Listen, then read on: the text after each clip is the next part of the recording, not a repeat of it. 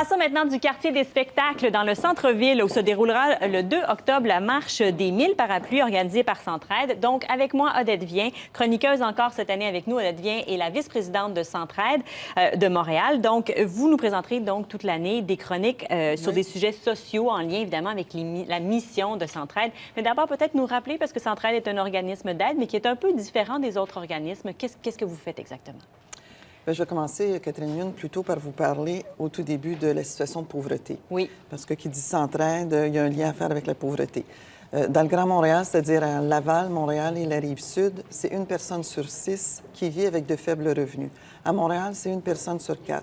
C'est donc dire qu'il y a une plus grande concentration de pauvreté à Montréal. Qui dit pauvreté, souvent, dit exclusion sociale, isolement. Donc, ce sont les deux mots que Centraide cherche à combattre, la pauvreté et l'exclusion sociale.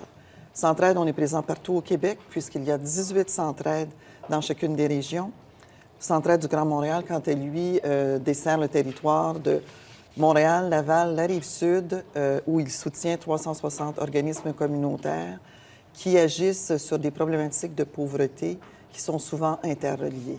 Et donc, à qui s'adressent les services de Centraide?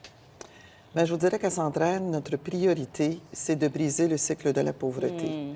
Ça veut dire qu'on soutient de façon importante des organismes qui interviennent auprès des jeunes, des enfants, des familles, pour éviter que la pauvreté se répercute d'une génération à l'autre. Parce que c'est ça vraiment la particularité de Centraide, c'est que vous financez des organismes qui, eux, sont directement sur le terrain. Oui, c'est ça. Et tantôt, je vous expliquerai pourquoi le rôle de Centraide est important à ce niveau-là.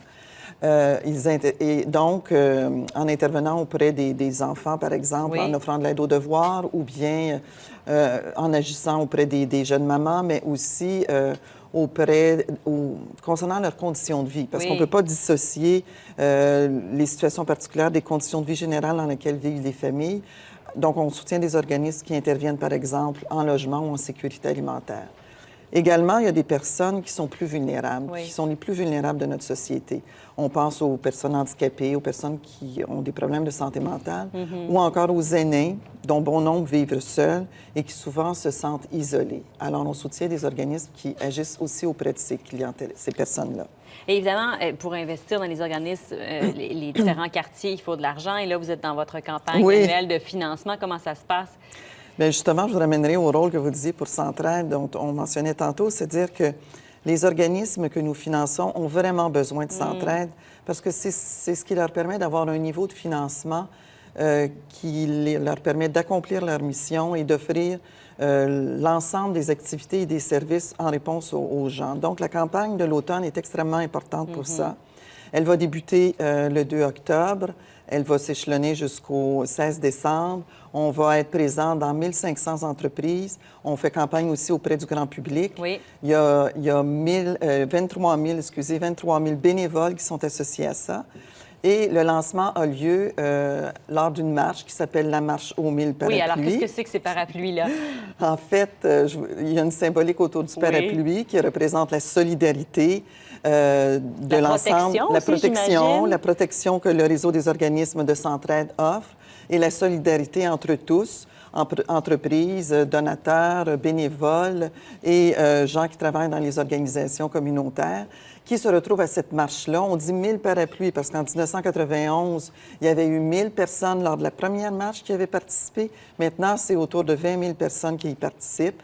Et tous les gens que j'ai nommés tantôt marchent côte à côte pour symboliser effectivement la solidarité autour de la lutte contre la pauvreté. Est-ce que le grand public peut se joindre aussi à cette marche-là? Certainement. D'ailleurs, j'invite les téléspectateurs.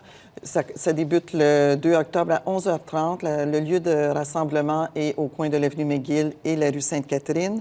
Les marcheurs se rendent jusqu'à la place des festivals du quartier des spectacles. Une nouveauté cette année, il va y avoir des parapluies de Centraide avec des messages d'espoir qui vont être disponibles, vont se circuler un peu partout dans le Grand Montréal. Les personnes pourront les utiliser. Ce qu'on leur demande, c'est de se photographier sous le parapluie et de partager les photos sur les réseaux sociaux avec le mot-clic, là, hashtag On s'entraide. On s'entraide. Évidemment, ce n'est pas une situation facile actuellement dans le contexte d'amasser des fonds pour tous les organismes. Et même l'an passé, vous n'avez pas réussi exactement à avoir le montant que vous vous étiez fixé. Quels sont vos objectifs? Comment vous allez travailler cette année? Bien, vous l'aviez dit, les temps sont un petit peu plus C'est ça, difficiles. hein? Mais écoutez, les gens nous répondent généreusement à l'appel de Centraide. Oui. L'année dernière, c'est tout de même 56,2 millions en quelques mois qu'on a ramassé. Oui. Mais c'était un peu moins que l'année précédente. La situation économique, la multiplication des causes pose des défis à l'ensemble des organisations de collecte de fonds. Pour Centraide, son défi est de bien expliquer la valeur ajoutée de Centraide. Il faut rappeler à la population que Centraide, à travers les organismes, est présent partout dans les quartiers autour de chez eux et que donc les personnes qui donnent à Centraide sont assurées qu'il y a un impact concret près de chez eux. Directement autour d'eux. Oui. Bien, merci de nous en parler. Donc, on rappelle que si vous êtes intéressé de faire partie de la marche le 2 octobre, c'est un départ à 11h30 au coin de McGill et Sainte-Catherine. Merci beaucoup.